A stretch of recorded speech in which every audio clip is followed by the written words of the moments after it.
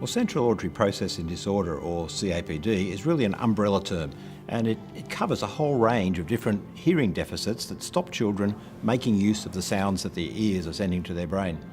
The number of children that have got CAPD really depends on how broad we make the definition of CAPD, but it's a few percent of the population. Some parts of the population that have a lot of middle ear infections when they're young, they'll go on to have a higher rate of CAPD than others.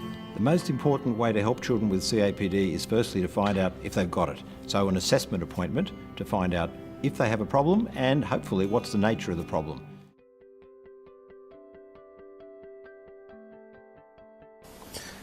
Hi, I'd like to spend a few minutes and tell you about what NAL is recommending for testing and remediating children with central auditory processing disorder. We're actually pretty proud of what we've come up with. First, the tests. We set ourselves some criteria. What would make a good thing to have in a test battery? Because you might appreciate, around the world you'll find people who'll spend 3 hours testing children, and if you do enough tests you always find something wrong.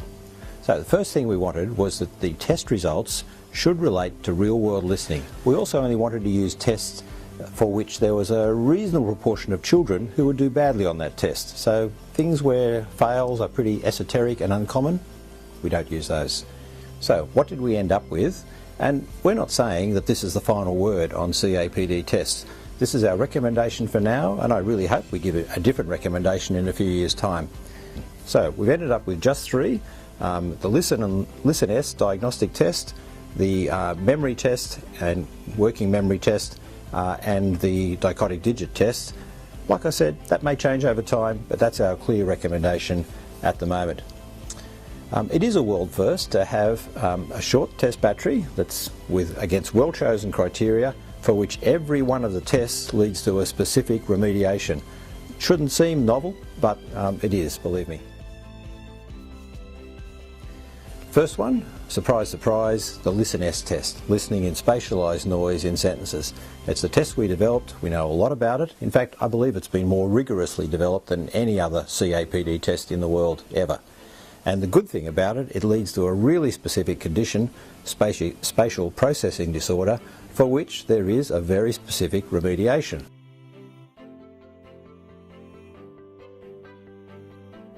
Spatial processing disorder makes it harder for children to understand someone who might be straight in front of them when there's noises and other sounds coming from other directions. If they do understand the words, they might have had to concentrate so hard just to understand the words that they've got nothing left over to remember them or try and make sense of what the words mean for their life. When children have got the condition, they might act in a number of ways. They might do nothing because they don't know what to do. They might do the wrong thing because they do what they think they heard. They might go, huh, or ask for repetition a lot, or they might act really badly just to sort of change the territory. The good news is that we can almost totally fix this condition. In almost every case, children, after they've had the training using the SoundStorm app, which they use at home under headphones, if they do it for 15 minutes a day, 5 days a week for 10 weeks, then on average the performance comes right up to normal, that is normal ability to listen in noise. The second one is not a test or a remediation that NAL has anything particularly to do with. It's a test of auditory memory and auditory working memory. It's commonly used in some parts of the world and not in others. And it leads to a diagnosis, of course, of poor memory or working memory. And there is a couple of computer programs. We've chosen one, a memory booster, for which there is research evidence that you get an improvement in the thing that you found in the first place, that is poor memory, but it also generalises to real life environments. And the third one is a bit different. It's Dichotic digits, a very long established test, and there are some research studies showing that there is some intervention that you can do, but they're not really available in a commercially available form. But the children with those problems, of course, have trouble listening in noise, and FM systems always improve listening in noise ability.